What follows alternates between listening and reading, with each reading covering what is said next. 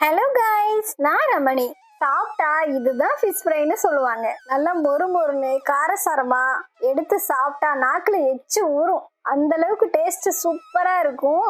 Try பண்ணி பாருங்க. ஃப்ரைக்கு ஒரு மசாலா ரெடி பண்ணிக்கலாம். 1 ஸ்பூன் மிளகாய் தூள், 1 டீஸ்பூன் காஷ்மீரி மிளகாய் தூள், 1 டீஸ்பூன் அளவுக்கு garam masala, 1 spoon cornflour, 1 spoon அரிசி மாவு, 1 டீஸ்பூன் அளவுக்கு இஞ்சி பூண்டு பேஸ்ட், கட் பண்ண கருவேப்பிள்ளை, அதோட முட்டையோட வெள்ளையும் சேர்த்துக்கிறேன். ஹாஃப் லெமன் ஜூஸ், டேஸ்ட்டுக்கு சால்ட்டையும் ஆட் பண்ணிக்கலாம். இது அப்படியே நல்லா மிக்ஸ் பண்ணிக்கலாம். அதோட கொஞ்சமா தண்ணி சேர்த்து நல்லா மிக்ஸ் பண்ணிக்கலாம். இப்போ ஏற்கனவே க்ளீன் பண்ண நெத்திலி ஃபிஷ் எடுத்திருக்கேன். இந்த மசாலாவில் சேர்த்துட்டு நல்லா கோட் பண்ணிக்கலாம். இப்போ ஃபிஷ் ஃப்ரை பண்ணுறதுக்கு ஒரு பேனில் கொஞ்சமாக ஆயில் சேர்த்துட்டு எடுத்து வச்ச ஃபிஷ்ஷையும் இதில் ஆட் பண்ணிக்கலாம். ஸ்டவ்வை லோ ஃப்ளேமில் வச்சு வேக வச்சுக்கலாம். லோ ஃப்ளேமில் வச்சு வேக வைக்கும் போது ஈவனாக குக் ஆகும் ஃபிஷ் எல்லாம்.